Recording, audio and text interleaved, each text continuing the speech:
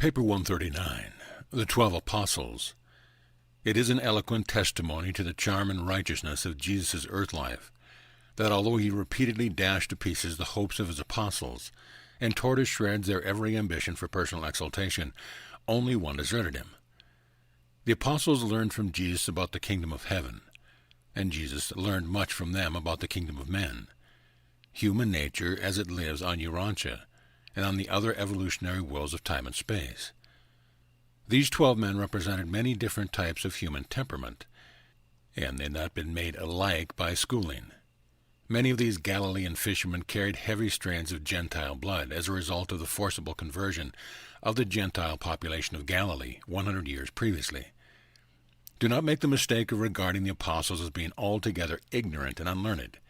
All of them, except the Alphaeus twins, were graduates of the synagogue schools, having been thoroughly trained in the Hebrew Scriptures and in much of the current knowledge of that day. 7 were graduates of the Capernaum synagogue schools, and there were no better Jewish schools in all of Galilee.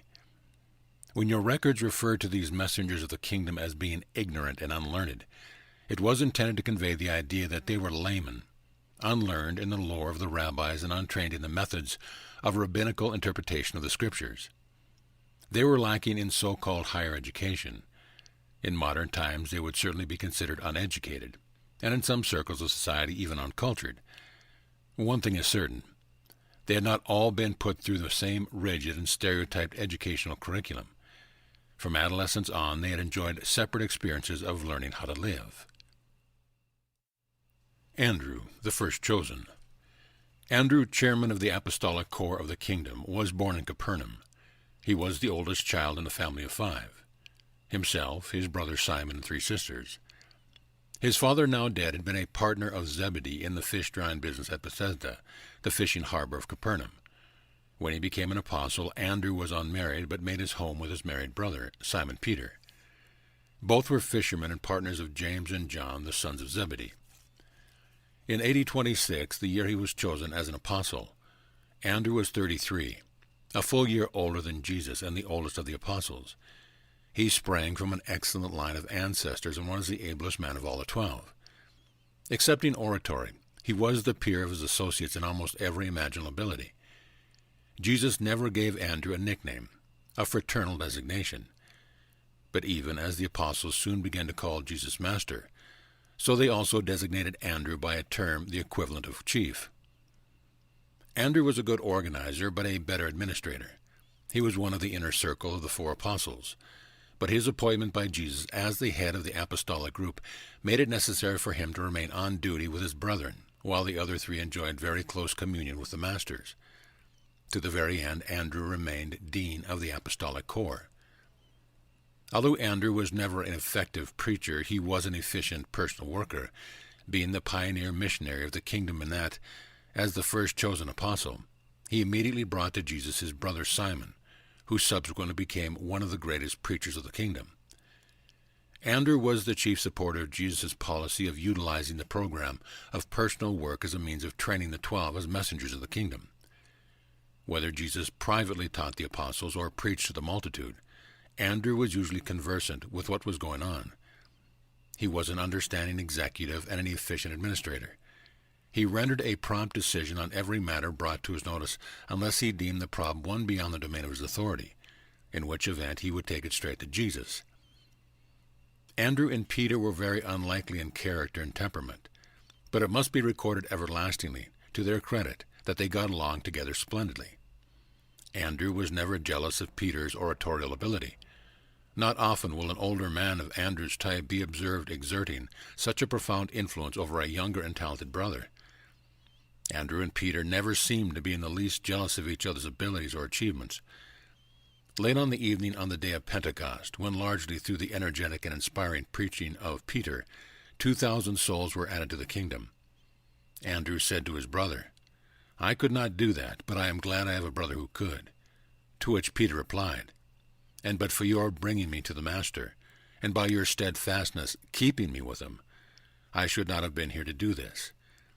Andrew and Peter were the exception to the rule, proving that even brothers can live together peaceably and work together effectively.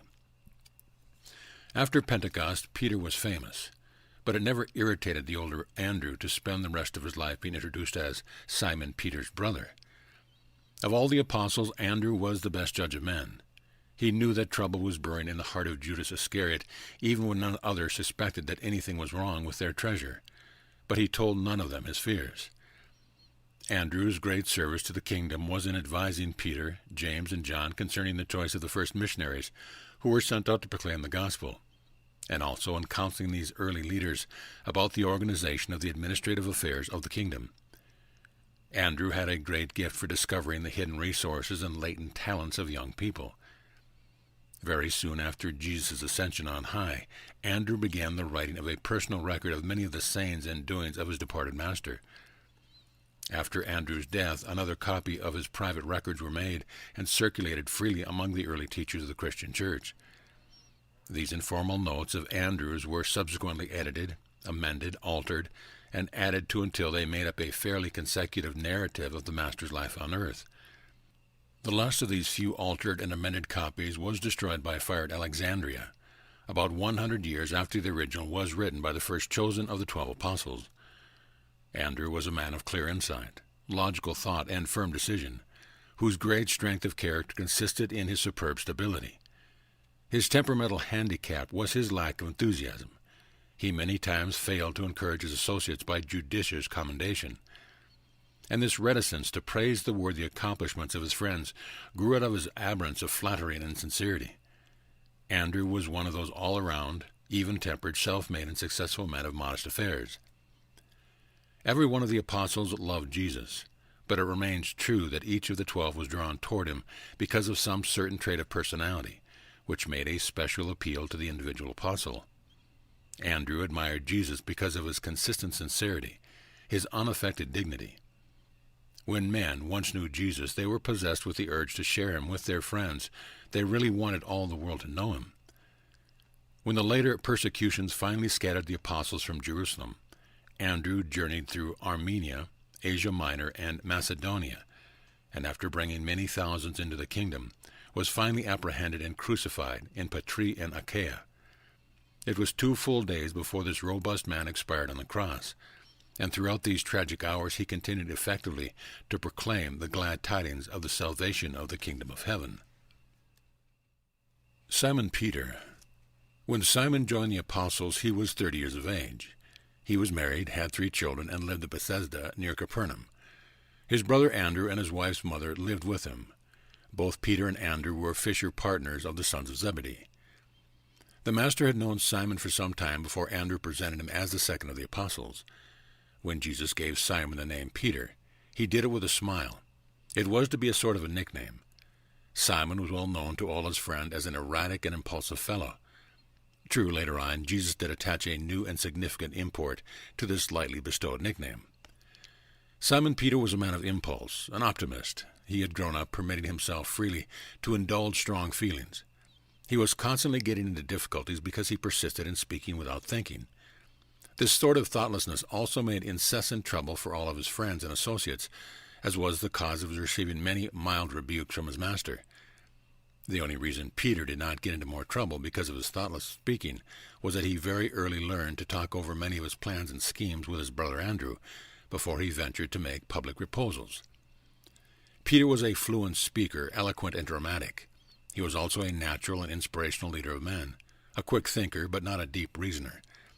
He asked many questions, more than all the apostles put together, and while the majority of these questions were good and relevant, many of them were thoughtless and foolish. Peter did not have a deep mind, but he knew his mind fairly well. He was therefore a man of quick decision and sudden action. While others talked in their astonishment at seeing Jesus on the beach, Peter jumped in and swam ashore to meet the Master. The one trait which Peter most admired in Jesus was his supernal tenderness. Peter never grew weary of contemplating Jesus' forbearance. He never forgot the lessons about forgiving the wrongdoer, not only 7 times, but 70 times and 7. He thought much about these impressions of the Master's forgiving character during these dark and dismal days immediately following his thoughtless and unintended denial of Jesus in the high priest's courtyard. Simon Peter was distressingly vacillating. He would suddenly swing from one extreme to the other. First he refused to let Jesus wash his feet, and then, on hearing the Master's reply, begged to be washed all over. But after all, Jesus knew that Peter's faults were of the head and not of the heart. He was one of the most inexplicable combinations of courage and cowardice that ever lived on earth. His great strength of character was loyalty, friendship. Peter really and truly loved Jesus, and yet despite this towering strength and devotion, he was so unstable and inconstant that he permitted a servant girl to tease him into denying his Lord and Master. Peter could withstand persecution and any other form of direct assault, but he withered and shrank before ridicule. He was a brave soldier when facing a frontal attack, but he was a fear-cringing coward when surprised with an assault from the rear. Peter was the first of Jesus' apostles to come forward to defend the work of Philip among the Samaritans and Paul among the Gentiles. Yet later on at Antioch, he reversed himself when confronted by ridiculing Judaizers, temporarily withdrawing from the Gentiles only to bring down upon his head the fearless denunciation of Paul. He was the first one of the apostles to make wholehearted confession of Jesus' combined humanity and divinity, and the first, save Judas, to deny him. Peter was not so much of a dreamer, but he disliked to descend from the clouds of ecstasy and the enthusiasm of dramatic indulgence to the plain and matter-of-fact world of reality. In following Jesus, literally and figuratively, he was either leading the procession or else trailing behind, following afar off.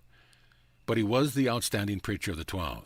He did more than any other one man, aside from Paul, to establish the kingdom and send its messengers to the four corners of the earth in one generation. After his rash denials of the Master, he found himself, and with Andrew's sympathetic and understanding guidance, he again led the way back to the fish nets, while the apostles tarried to find out what was to happen after the crucifixion. When he was fully assured that Jesus had forgiven him, and knew he had been received back into the Master's fold, the fires of the kingdom burned so brightly within his soul that he became a great and saving light to thousands who sat in darkness. After leaving Jerusalem and before Paul became the leading spirit among the Gentile Christian churches, Peter traveled extensively, visiting all the churches from Babylon to Corinth.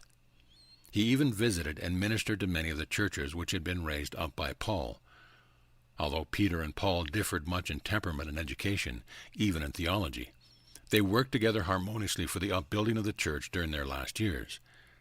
Something of Peter's style and teaching is shown in the sermons, partially recorded by Luke and in the Gospel of Mark. His vigorous style was better shown in his letter known as the First Epistle of Peter. At least this was true before it was subsequently altered by a disciple of Paul. But Peter persisted in making the mistake of trying to convince the Jews that Jesus was, after all, really and truly the Jewish Messiah. Right up to the day of his death, Simon Peter continued to suffer confusion in his mind between the concept of Jesus as the Jewish Messiah, Christ as the world's Redeemer, and the Son of Man as the revelation of God, the loving Father of all mankind. Peter's wife was a very able woman. For years she labored, accepting as a member of the woman's corps. And when Peter was driven out of Jerusalem, she accompanied him upon all his journeys to the church, as well as on his missionary excursions. And the day her illustrious husband yielded up his life, she was thrown to the wild beasts in the arena at Rome. And so this man Peter, an intimate of Jesus, one of the inner circle, went forth from Jerusalem proclaiming the glad tidings of the kingdom with power and glory, until the fullness of his ministry had been accomplished. And he regarded himself as the recipient of high honors when his captors informed him that he must die as his master had died on the cross. And thus was Simon Peter crucified in Rome. James Zebedee, James, the older of the two apostles, sons of Zebedee, whom Jesus nicknamed Sons of Thunder, was 30 years old when he became an apostle. He was married, had 4 children, and lived near his parents in the outskirts of Capernaum, Bethesda. He was a fisherman, plying his calling in company with his younger brother John, and in association with Andrew and Simon. James and his brother John enjoyed the advantage of having known Jesus longer than any of the other apostles. This able apostle was a temperamental contradiction. He seemed really to possess 2 natures, both of which were actuated by strong feelings. He was particularly vehement when his indignation was once fully aroused. He had a fiery temper when once it was adequately provoked, and when the storm was over he was always wont to justify and excuse his anger under the pretense that it was wholly a manifestation of righteous indignation. Except for these periodic upheavals of wrath, James' personality was much like that of Andrew. He did not have Andrew's discretion or insight into human nature, but he was a much better public speaker. Next to Peter, unless it was Matthew, James was the best public orator among the 12. Though James was in no sense moody, he could be quiet and taciturn one day and very good talker and storyteller the next. He usually talked freely with Jesus, but among the 12, for days at a time he was the silent man. His one great weakness was these spells of unaccountable silence. The outstanding feature of James' personality was his ability to see all sides of a proposition. Of all the 12, he came the nearest to grasping the real import and significance of Jesus' teaching. He, too, was slow at first to comprehend the Master's meaning, but ere they had finished their training, he had acquired a superior concept of Jesus' message. James was able to understand a wide range of human nature. He got along well with the versatile Andrew, the impetuous Peter, and his self-contained brother John. Though James and John had their troubles trying to work together, it was inspiring to observe how well they got along. They did not succeed quite so well as Andrew and Peter, but they did much better than it would ordinarily be expected of two brothers, especially such headstrong and determined brothers. But, strange as it may seem, these two sons of Zebedee were much more tolerant of each other than they were of strangers. They had a great affection for one another. They had always been happy playmates. It was these sons of thunder who wanted to call fire down on heaven to destroy the Samaritans, who presumed to show disrespect for their master. But the untimely death of James greatly modified the vehement temperament of his younger brother John. That characteristic of Jesus which James most admired was the Master's sympathetic affection. Jesus' understanding interest in the small and the great, the rich and the poor, made a great appeal to him. James Zebedee was a well-balanced thinker and planner. Along with Andrew, he was one of the more level-headed of the apostolic group. He was a vigorous individual, but was never in a hurry. He was an excellent balance wheel for Peter. He was modest and undramatic, a daily server, an unpretentious worker, seeking no special reward when once grasped something of the real meaning of the kingdom.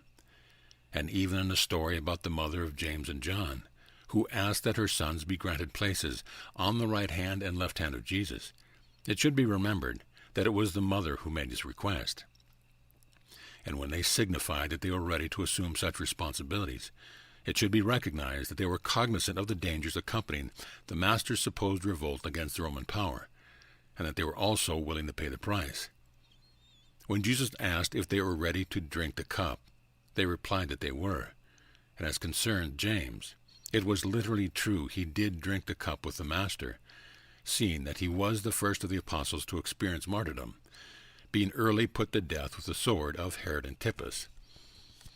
James was thus the first of the 12 to sacrifice his life upon the new battle line of the kingdom. Herod Agrippa feared James above all the other apostles. He was indeed often quiet and silent, but he was brave and determined when his convictions were aroused and challenged. James lived his life to the full, and when the end came, he bore himself with such grace and fortitude that even his accuser and informer, who attended his trial execution, was so touched that he rushed away from the scene of James' death to join himself to the disciples of Jesus. John Zebedee. When he became an apostle, John was 24 years old and was the youngest of the 12. He was unmarried and lived with his parents at Bethesda. He was a fisherman and worked with his brother James in partnership with Andrew and Peter. Both before and after becoming an apostle, John functioned as the personal agent of Jesus in dealing with the Master's family, and he continued to bear this responsibility as long as Mary, the mother of Jesus, lived. Since John was the youngest of the 12 and so closely associated with Jesus in his family affairs, he was very dear to the Master. But it cannot be truthfully said that he was the disciple whom Jesus loved.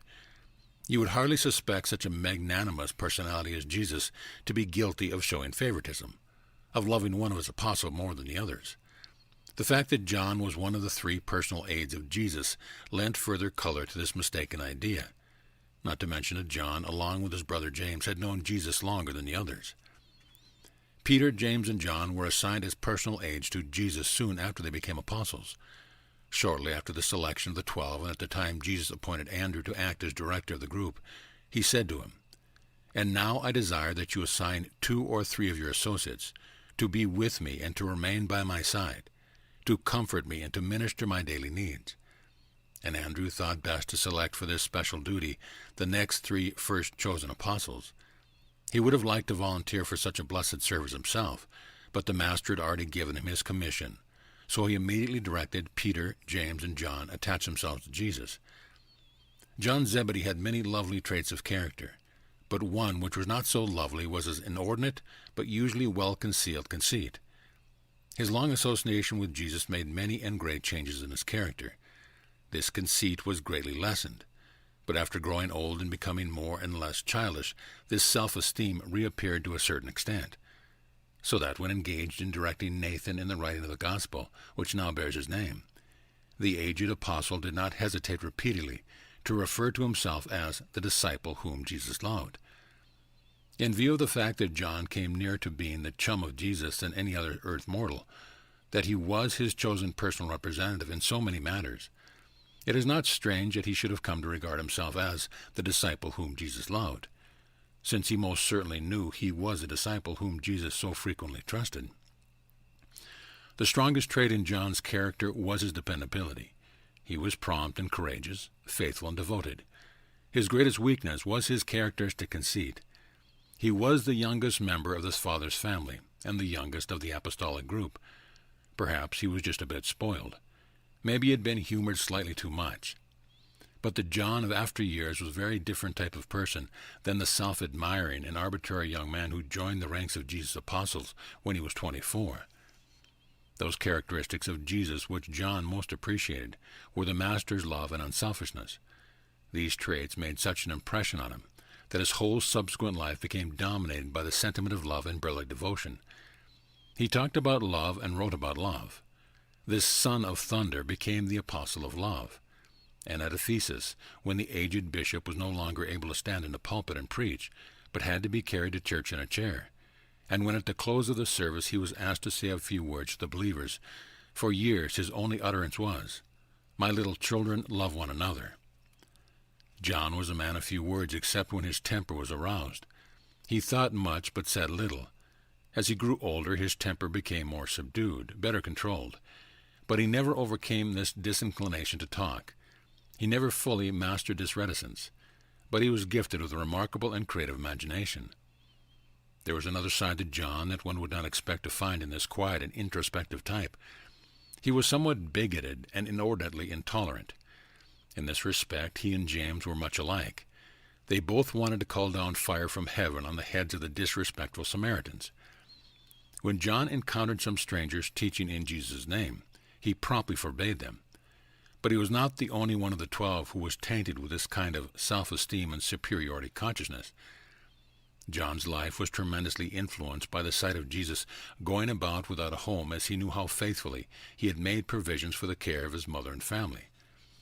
John also deeply sympathized with Jesus because of his family's failure to understand him, being aware that they were gradually withdrawing from him. This entire situation, together with Jesus' ever deferring his slightest wish to the will of the Father in heaven, and his daily life of implicit trust, made such a profound impression on John that it produced marked and permanent changes in his character, changes which manifested themselves throughout his entire subsequent life. John had a cool and daring courage which few of the other apostles possessed.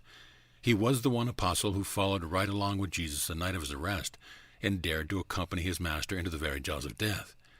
He was present and near at hand right up to the last earthly hour, and was found faithfully carrying out his trust with regard to Jesus' mother, and ready to receive such additional instructions as might be given during the last moments of the Master's mortal existence.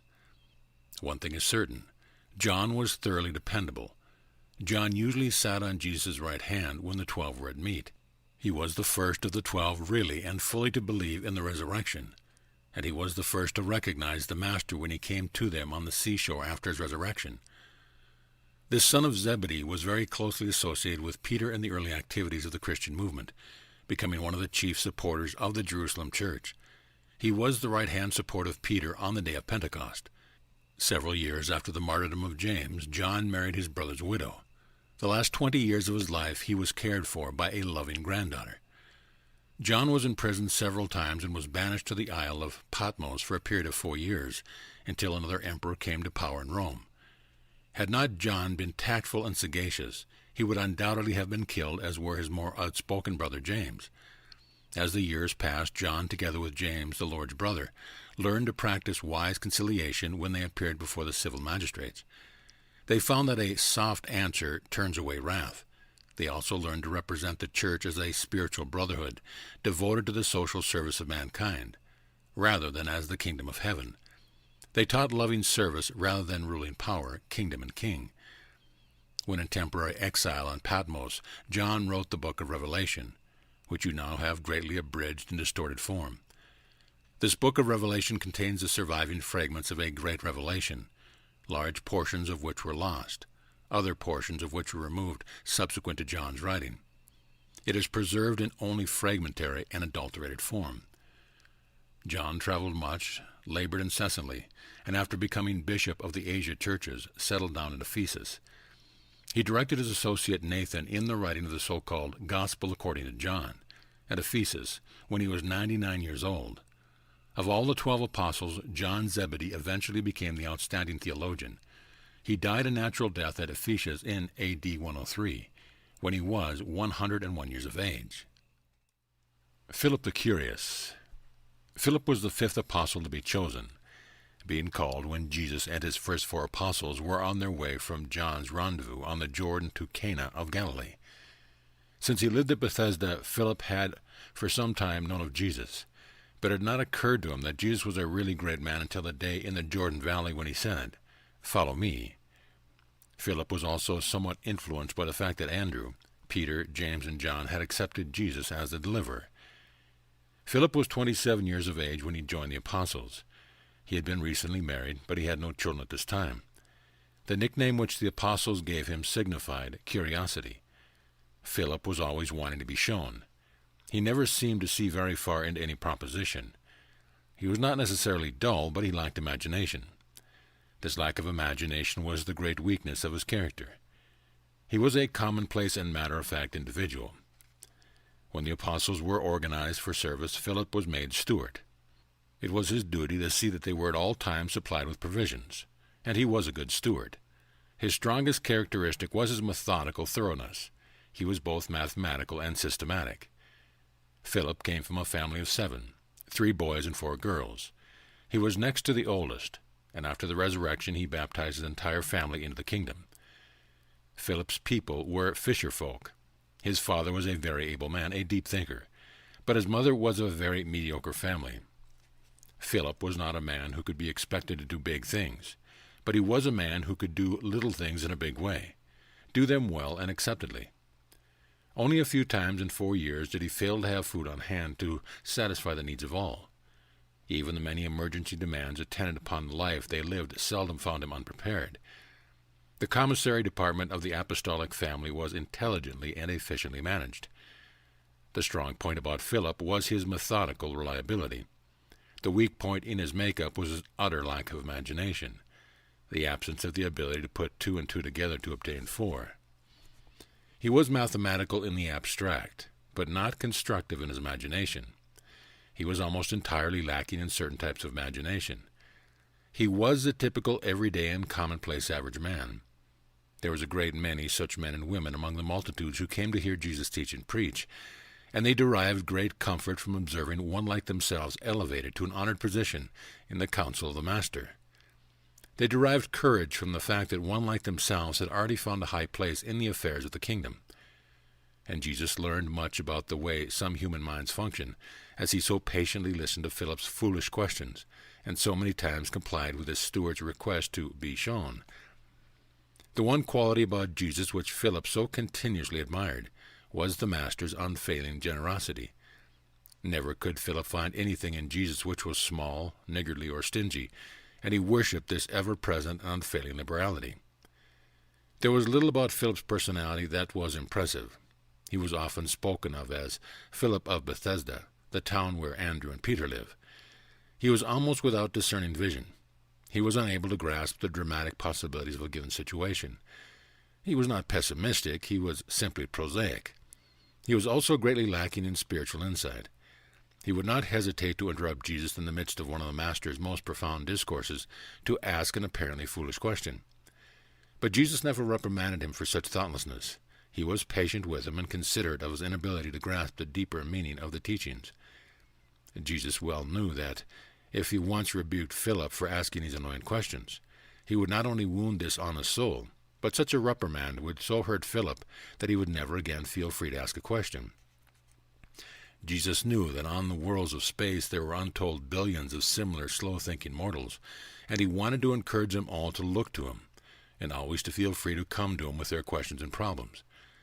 After all, Jesus was really more interested in Philip's foolish questions than in the sermon he might be preaching. Jesus was supremely interested in men, all kinds of men. The apostolic steward was not a good public speaker, but he was a very persuasive and successful personal worker. He was not easily discouraged. He was a plodder and a very tenacious in anything he undertook. He had that great and rare gift of saying, "Come," when his first convert, Nathanael, went to argue about the merits and demerits of Jesus of Nazareth. Philip's effective reply was, "Come and see." He was not a dogmatic preacher who exhorted the hearers to go, do this and do that. He met all situations as they arose in his work with, "Come with me. I will show you the way." And this is always the most effective technique in all forms and phases of teaching. Even parents may learn from Philip the better way of saying to their children, not, "Go do this and go do that," but rather, "Come with us while we show and share with you the better way." The inability of Philip to adapt himself to a new situation was well shown when the Greeks came to him at Jerusalem, saying, "Sir, we desire to see Jesus." Now Philip would have said to any Jew asking such a question, "Come." But these men were foreigners, and Philip could remember no instructions from his superiors regarding such matters, so the only thing he could think to do was to consult the chief, Andrew, and then they both escorted the inquiring Greeks to Jesus. Likewise, when he went into Samaria preaching and baptizing believers, as he had been instructed by the Master, he refrained from laying hands on his converts in token of them having received the Spirit of truth. This was done by Peter and John, who presently came down from Jerusalem to observe his work in behalf of the Mother Church. Philip went on through the trying times of the Master's death, participated in the reorganization of the 12, and was the first to go forth to win souls for the kingdom outside of the immediate Jewish ranks, being most successful in his work for the Samaritans, in all his subsequent labors in behalf of the gospel. Philip's wife, who was an efficient member of the women's corps, became actively associated with her husband in his evangelistic work after their flight from the Jerusalem persecution. His wife was a fearless woman. She stood at the foot of Philip's cross, encouraging him to proclaim the glad tidings even to his murderers. And when his strength failed, she began the recital of the story of salvation by faith in Jesus, and was silenced only when the irate Jews rushed upon her and stoned her to death. Their eldest daughter, Leah, continued their work, later on becoming the renowned prophetess of Hierapolis. Philip, the one-time steward of the 12, was a mighty man in the kingdom, winning souls wherever he went, and he was finally crucified for his faith and buried at Hierapolis. Honest Nathanael, the sixth and last of the apostles to be chosen by the Master himself, was brought to Jesus by his friend Philip. He had been associated in several business enterprises with Philip, and with him was on the way down to see John the Baptist when they encountered Jesus. When Nathanael joined the apostles, he was 25 years old, and was the next to the youngest of the group.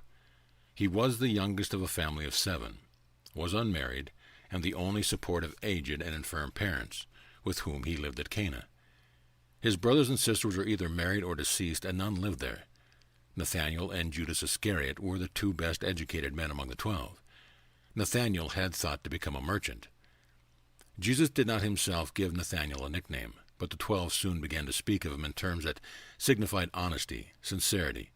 He was without guile, and this was his great virtue. He was both honest and sincere. The weakness of his character was his pride. He was very proud of his family, his city, his reputation, and his nation, all of which is commendable, if it is not carried too far. But Nathanael was inclined to go to extremes with his personal prejudices. He was disposed to prejudge individuals in accordance with his personal opinion. He was not slow to ask questions even before he had met Jesus.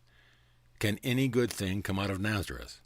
But Nathanael was not obstinate, even if he was proud. He was quick to reverse himself when he once looked into Jesus' face. In many respects, Nathanael was the odd genius of the 12. He was the apostolic philosopher and dreamer, but he's a very practical sort of dreamer. He alternated between seasons of profound philosophy and periods of rare and droll humor, when in the proper mood. He was probably the best storyteller among the 12. Jesus greatly enjoyed hearing Nathanael discourse on things both serious and frivolous. Nathanael progressively took Jesus and the kingdom more seriously, but never did he take himself seriously. The apostles all loved and respected Nathanael, and he got along with them splendidly, excepting Judas Iscariot. Judas did not think Nathanael took his apostleship sufficiently seriously, and once had the temerity to go secretly to Jesus and lodge complaint against him. Said Jesus, "Judas, watch carefully your steps. Do not over-magnify your office. Who of us is competent to judge his brother? It is not the Father's will that his children should partake only of the serious things of life. Let me repeat, I have come that my brethren in the flesh may have joy, gladness, and life more abundantly. Go then, Judas, and do well that which has been entrusted to you, but leave Nathanael, your brother, to give account of himself to God." And the memory of this, with that of many similar experiences, long lived in the self-deceiving heart of Judas Iscariot. Many times when Jesus was away on the mountain with Peter, James, and John, and things were becoming tense and tangled among the apostles, when even Andrew was in doubt about what to say to his disconsolate brethren, Nathanael would relieve the tension by a bit of philosophy or a flash of humor, good humor too. Nathanael's duty was to look after the families of the 12. He was often absent from the apostolic council, for when he heard that sickness or anything out of the ordinary had happened to one of his charges, he lost no time in getting to that home. The 12 rested securely in the knowledge that their family welfare was safe in the hands of Nathanael. Nathanael most revered Jesus for his tolerance. He never grew weary of contemplating the broad-mindedness and generous sympathy of the Son of Man. Nathanael's father, Bartholomew, died shortly after Pentecost, after which this apostle went into Mesopotamia and India proclaiming the glad tidings of the kingdom and baptizing believers. His brethren never knew what became of their one-time philosopher, poet, and humorist. But he was also a great man in the kingdom and did much to spread his master's teaching, even though he did not participate in the organization of the subsequent Christian church. Nathanael died in India. Matthew Levi. Matthew, the seventh apostle, was chosen by Andrew. Matthew belonged to a family of tax gatherers, or publicans, but was himself a customs collector in Capernaum, where he lived. He was 31 years old and married and had 4 children. He was a man of moderate wealth, the only one of any means belonging to the apostolic corps. He was a good businessman, a good social mixer, and was gifted with the ability to make friends and get along smoothly with a great variety of people. Andrew appointed Matthew the financial representative of the apostles. In a way, he was the fiscal agent and publicity spokesman for the apostolic organization. He was a keen judge of human nature and a very efficient propagandist. His is a personality difficult to visualize, but he was a very earnest disciple and an increasing believer in the mission of Jesus and in the certainty of the kingdom. Jesus never gave Levi a nickname, but his fellow apostles commonly referred to him as the money-getter. Levi's strong point was his wholehearted devotion to the cause. That he, a publican, had been taken in by Jesus, and his apostles was the cause for overwhelming gratitude on the part of the former revenue collector. However, it required some little time for the rest of the apostles, especially Simon Zealot and Judas Iscariot, to become reconciled to the publican's presence in their midst. Matthew's weakness was his short-sighted and materialistic viewpoint in life. But in all these matters he made great progress as the months went by. He, of course, had to be absent from many of the most precious seasons of instruction, as it was his duty to keep the treasury replenished. It was the master's forgiving disposition which Matthew most appreciated. He would never cease to recount that faith only was necessary in the business of finding God. He always liked to speak of the kingdom as this business of finding God. Though Matthew was a man with a past, he gave an excellent account of himself, and as time went on, his associates became proud of the publican's performance. He was one of the apostles who made extensive notes on the sayings of Jesus, and these notes were used as the basis of Isidore's subsequent narrative of the saying and doing of Jesus, which has become known as the Gospel according to Matthew. The great and useful life of Matthew, the businessman and customs collector of Capernaum, has been the means of leading thousands upon thousands of other businessmen, public officials, and politicians, down through the subsequent ages, also to hear the engaging voice of Master saying, "Follow me." Matthew really was a shrewd politician, But he was intensely loyal to Jesus and supremely devoted to the task of seeing that the messengers of the coming kingdom were adequately financed. The presence of Matthew among the 12 was the means of keeping the doors of the kingdom wide open to hosts of downhearted and outcast souls who had regarded themselves as long since without the bounds of religious consolation. Outcast and despairing men and women flocked to hear Jesus, and he never turned one away. Matthew received freely tendered offerings from believing disciples and the immediate auditors of the Master's teachings, but he never openly solicited funds from the multitudes.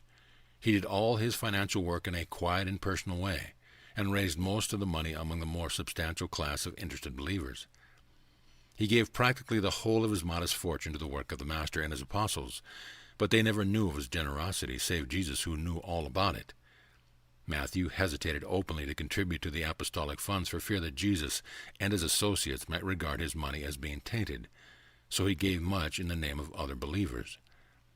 During the earlier month, when Matthew knew his presence among them was more or less of a trial, he was strongly tempted to let them know that his funds often supplied them with their daily bread, but he did not yield. When evidence of the disdain of the publican would become manifest, Levi would burn to reveal to them his generosity, but always he managed to keep still.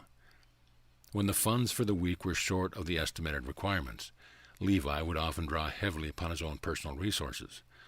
Also, sometimes when he became greatly interested in Jesus' teaching, he preferred to remain and hear the instruction, even though he knew he must personally make up for his failure to solicit the necessary funds.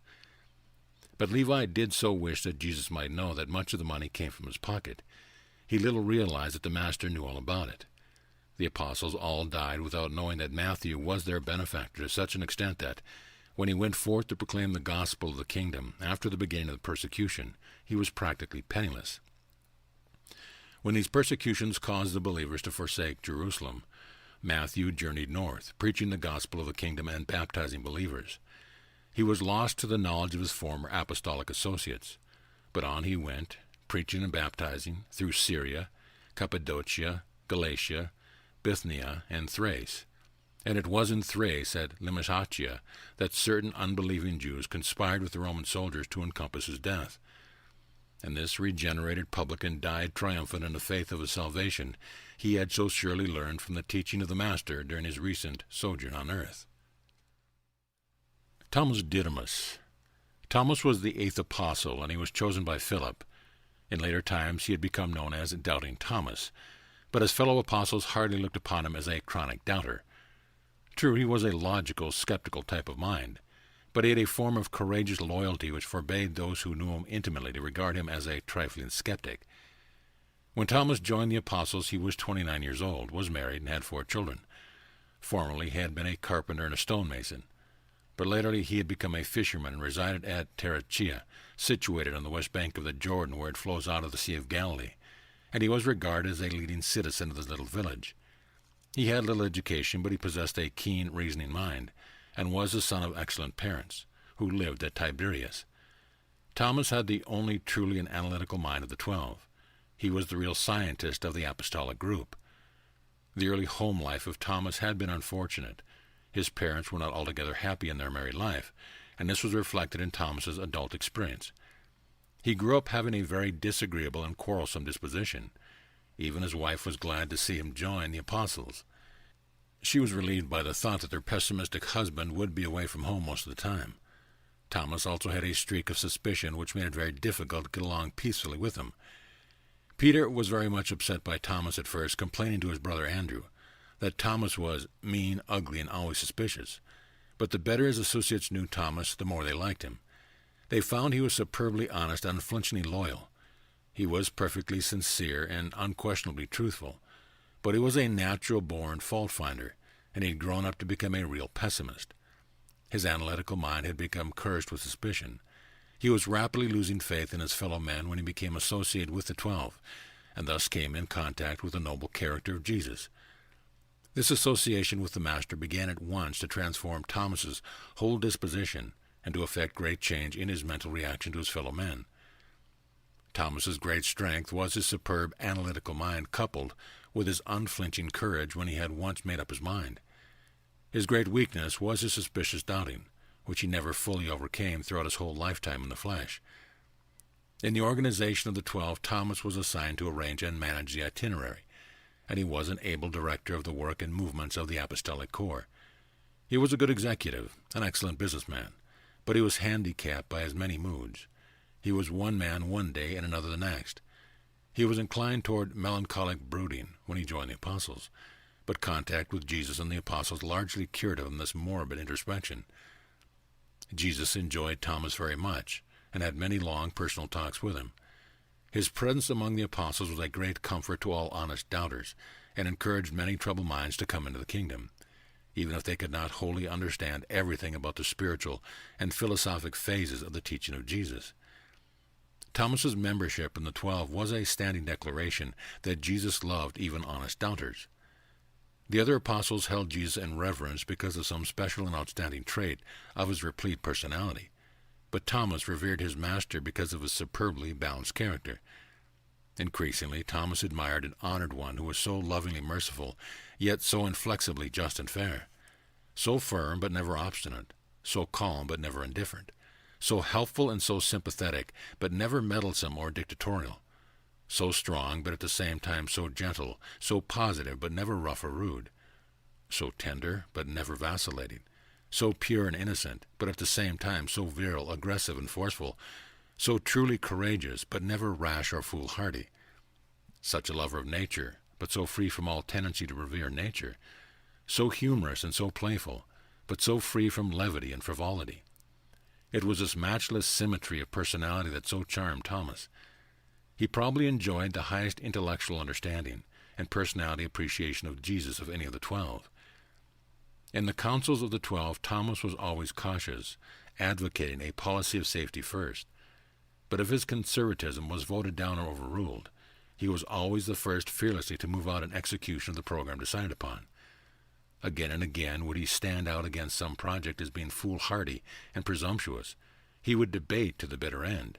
But when Andrew would put the proposition to the vote, and the other 12 would elect to do that which he had so strenuously opposed, Thomas was the first to say, "Let's go." He was a good loser. He did not hold grudges nor nurse wounded feelings. Time and again did he oppose letting Jesus expose himself to danger. But when the Master would decide to take such risks, always was it Thomas who rallied the apostles with his courageous words, "Come on, comrades, let's go and die with him." Thomas was in some respects like Philip. He always wanted to be shown, but his outward expression of doubt were based on entirely different intellectual operations. Thomas was analytical, not merely skeptical. As far as personal physical courage was concerned, he was one of the bravest among the 12. Thomas had some very bad days. He was blue and downcast at times. The loss of his twin sister when he was 9 years old had occasioned him much youthful sorrow, and had added to his temperament and problems of later life. When Thomas would become despondent, sometimes it was Nathanael who helped him recover, sometimes Peter, and not infrequently one of the Alphaeus twins. When he was most depressed, unfortunately, he always tried to avoid coming in direct contact with Jesus. But the Master knew all about this and had an understanding sympathy for his apostle when he was thus afflicted with depression and harassed by doubts. Sometimes Thomas would get permission from Andrew to go off by himself for a day or two, but he soon learned that such a course was not wise. He early found that it was best, when he was downhearted, to stick close to his work and to remain near his associates. But no matter what happened in his emotional life, he kept right on being an apostle. When the time actually came to move forward, it was always Thomas who said, "Let's go." Thomas is the great example of a human being who has doubts, faces them, and wins. He had a great mind. He was no carping critic. He was a logical thinker. He was the acid test of Jesus and his fellow apostles. If Jesus and his work had not been genuine, it could not have held a man like Thomas from the start to the finish. He had a keen and sure sense of fact. And the first appearance of fraud or deception, Thomas would have forsaken them all. Scientists may not fully understand all about Jesus and his work on earth, but there lived and worked with the Master and his human associates a man whose mind was that of a true scientist, Thomas Didymus, and he believed in Jesus of Nazareth. Thomas had a trying time during the days of the trial and crucifixion. He was for a season in the depth of despair, but he rallied his courage, stuck to the apostles, and was present with them to welcome Jesus on the Sea of Galilee. For a while he succumbed to his doubting depression, but eventually rallied his faith and courage. He gave wise counsel to the apostles after Pentecost. and when persecution scattered the believers, went to Cyprus, Crete, the North African coast, and Sicily, preaching the glad tidings of the kingdom and baptizing believers. And Thomas continued preaching and baptizing until he was apprehended by the agents of the Roman government and was put to death in Malta. Just a few weeks before his death, he had begun the writing of the life and teachings of Jesus. James and Judas Alphaeus. James and Judas, the sons of Alphaeus, the twin fishermen living near Cressa, were the 9th and 10th apostles and were chosen by James and John Zebedee. They were 26 years old and married, James having 3 children, Judas 2. There is not much to be said about these 2 commonplace fisherfolk. They loved their master and Jesus loved them. But they never interrupted his discourse with questions. They understood very little about the philosophical discussions or the theological debates of their fellow apostles, but they rejoiced to find themselves numbered among such a group of mighty men. These 2 men were almost identical in personal appearance, mental characteristics, and extent of spiritual perception. What may be said of one should be recorded of the other.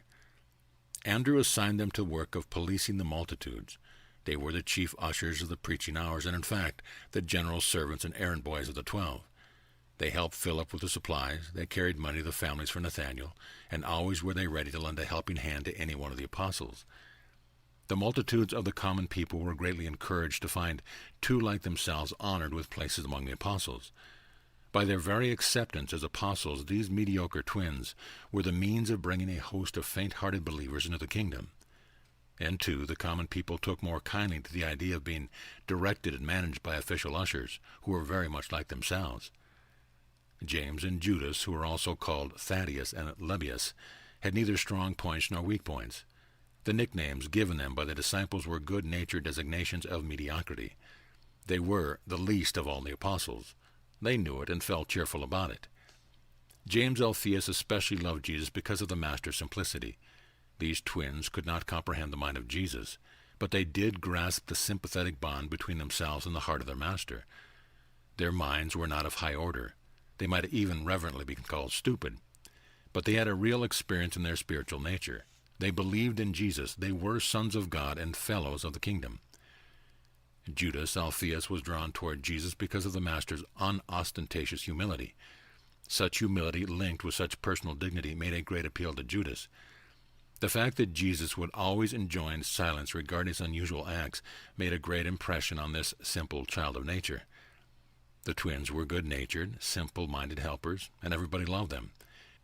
Jesus welcomed these young men of one talent to positions of honor on his personal staff in the kingdom, because there are untold millions of other such simple and fear-ridden souls on the worlds of space, whom he likewise wishes to welcome into active and believing fellowship with himself and his outpoured Spirit of truth. Jesus does not look down upon littleness, only upon evil and sin. James and Judas were little, but they were also faithful. They were simple and ignorant, but they were also big-hearted, kind, and generous. And how gratefully proud were these humble men on that day, when the Master refused to accept a certain rich man as an evangelist unless he would sell his goods and help the poor. When the people heard this and beheld the twins among his counselors, they knew of a certainty that Jesus was no respecter of persons, but only a divine institution, the kingdom of heaven, could ever have been built upon such a mediocre human foundation. Only once or twice in all their association with Jesus did the twins venture to ask questions in public. Judas was once intrigued into asking Jesus the question when the Master had talked about revealing himself openly to the world. He felt a little disappointment that there were to be no more secrets among the 12, and he made bold to ask, "But, Master, when you do thus declare yourself to the world, how will you favor us with special manifestation of your goodness?" The twins served faithfully until the end, until the dark days of trial, crucifixion, and despair. They never lost their heart faith in Jesus, and, save John, they were the first to believe in his resurrection. But they could not comprehend the establishment of the kingdom. Soon after their Master was crucified, they returned to their families and nets. Their work was done. They had not the ability to go on in the more complex battle of the kingdom, but they lived and died conscious of having been honored and blessed with 4 years of close and personal association with the Son of God, the sovereign maker of a universe. Simon the Zealot. Simon Zelotes, the 11th apostle, was chosen by Simon Peter. He was an able man of good ancestry and lived with his family at Capernaum. He was 28 years old when he became attached to the apostles. He was a fiery agitator and was also a man who spoke much without thinking. He had been a merchant in Capernaum before he turned his entire attention to the patriotic organization of the Zealots. Simon Zealots was given charge of the diversion and relaxation of the apostolic group, and he was a very effective organizer of the play life and recreational activities of the 12. Simon's strength was his inspirational loyalty. When the apostles found a man or woman who floundered in indecision about entering the kingdom, they would send for Simon.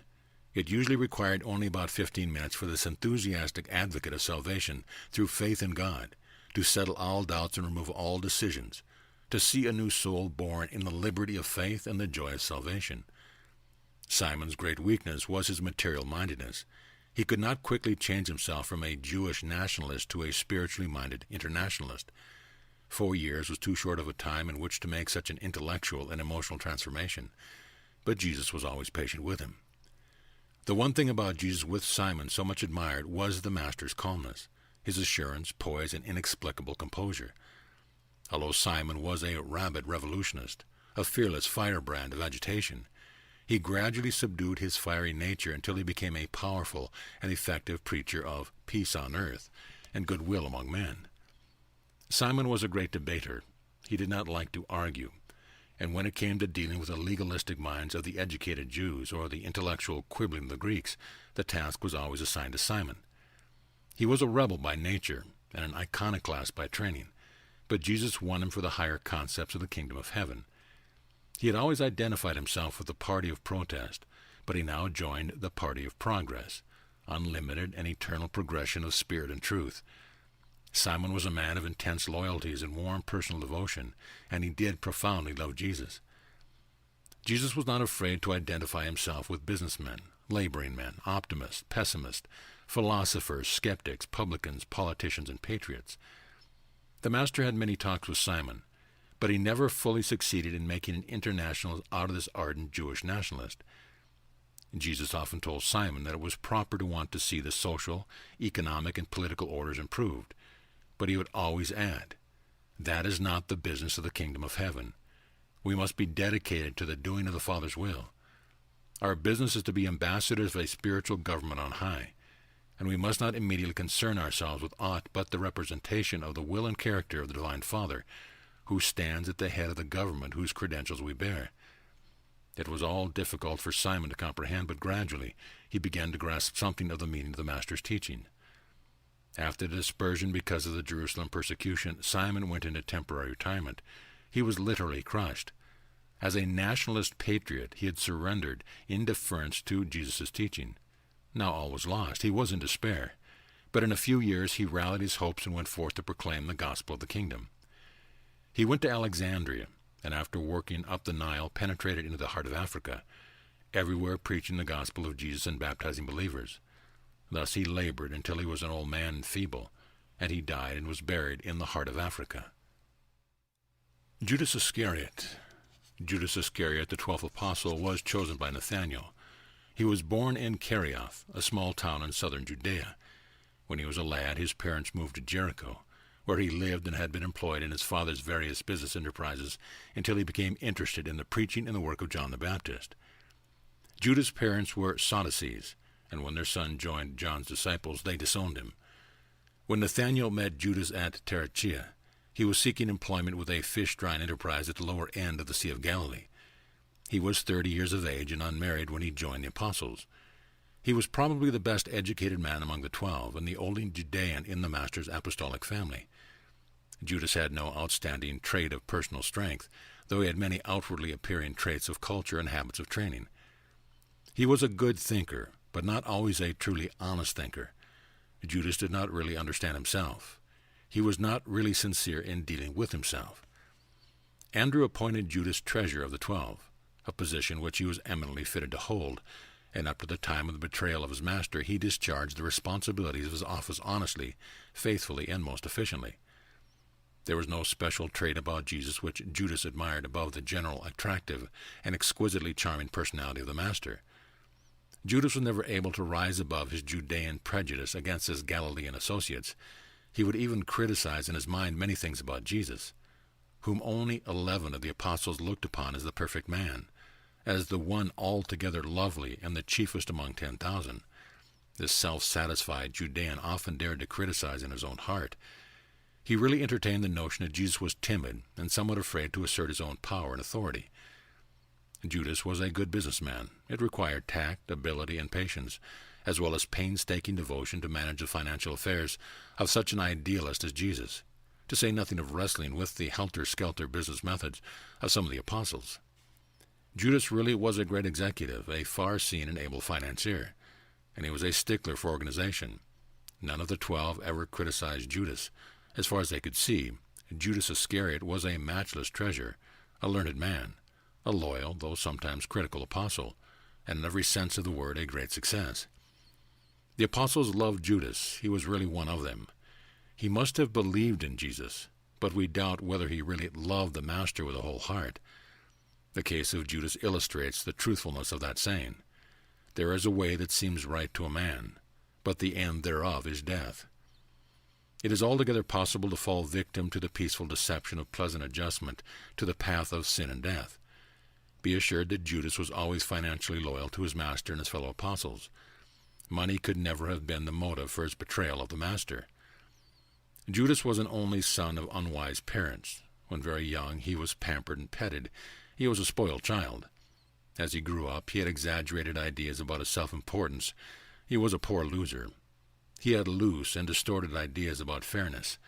He was given to the indulgence of hate and suspicion. He was an expert at misinterpretation of the words and acts of his friends. All through his life, Judas had cultivated the habit of getting even with those whom he fancied had mistreated him. His sense of values and loyalties were defective. To Jesus, Judas was a faith adventure.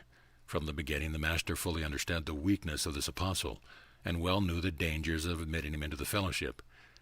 But it is the nature of the sons of God to give every created being a full and equal chance for salvation and survival. Jesus wanted not only the mortals of this world, but the onlookers of innumerable other worlds to know that, when doubts exist as to the sincerity and wholeheartedness of a creature's devotion to the kingdom, it is the invariable practice of the judges of man fully to receive the doubtful candidate. The door of eternal life is wide open to all. Whosoever will may come. There are no restrictions or qualifications save the faith of the one who comes. This is just the reason why Jesus permitted Judas to go on to the very end, always doing everything possible to transform and save this weak and confused apostle. But when light is not honestly received and lived up to, it tends to become darkness within the soul. Judas grew intellectually regarding Jesus' teaching about the kingdom, but he did not make progress in the acquirement of spiritual character, as did the other apostles. He failed to make satisfactory personal progress in spiritual experience. Judas became increasingly a brooder over personal disappointment, and finally he became a victim of resentment. His feelings had been many times hurt, and he grew abnormally suspicious of his best friends, even of the Master. Presently he became obsessed with the idea of getting even. Anything to avenge himself, yes, even betrayal of his associates and his Master. But these wicked and dangerous ideas did not take definite shape until the day when a grateful woman broke an expensive box of incense at Jesus' feet. This seemed wasteful to Judas, and when his public protest was so sweepingly disallowed by Jesus, right there in the hearing of all, it was too much. That event determined the mobilization of all the accumulated hate, hurt, malice, prejudice, jealousy, and revenge of a lifetime, and he made up his mind to get even with he knew not whom. But he crystallized all the evil of his nature upon the one innocent person, in all the sordid drama of his unfortunate life, just because Jesus happened to be the chief actor in the episode which marked his passing from the progressive kingdom of light into that self-chosen domain of darkness. The Master many times, both privately and publicly, had warned Judas that he was slipping, but divine warnings are usually useless in dealing with embittered human nature. Jesus did everything possible, consistent with man's moral freedom, to prevent Judas choosing to go the wrong way. The great test finally came. The son of resentment failed. He yielded to the sour and sordid dictates of a proud and vengeful mind, of exaggerated self-importance, and swiftly plunged on down into confusion, despair, and depravity. Judas then entered into the base and shameful intrigue to betray his Lord and Master, and quickly carried the nefarious scheme into effect. During the outworkings of his anger-conceived plans of traitorous betrayal, He experienced moments of regret and shame, and in these lucid intervals he faint-heartedly conceived, as a defense in his own mind, the idea that Jesus might possibly exert his power and deliver himself at the last moment. When the sordid and sinful business was all well over, this renegade mortal, who thought lightly of selling his friend for 30 pieces of silver to satisfy his long-nursed craving for revenge, rushed out and committed the final act in the drama of fleeing from the realities of mortal existence: suicide. The 11 apostles were horrified, stunned. Jesus regarded the betrayer only with pity. The worlds have found it difficult to forgive Judas, and his name has become eschewed throughout a far-flung universe. End of paper 139.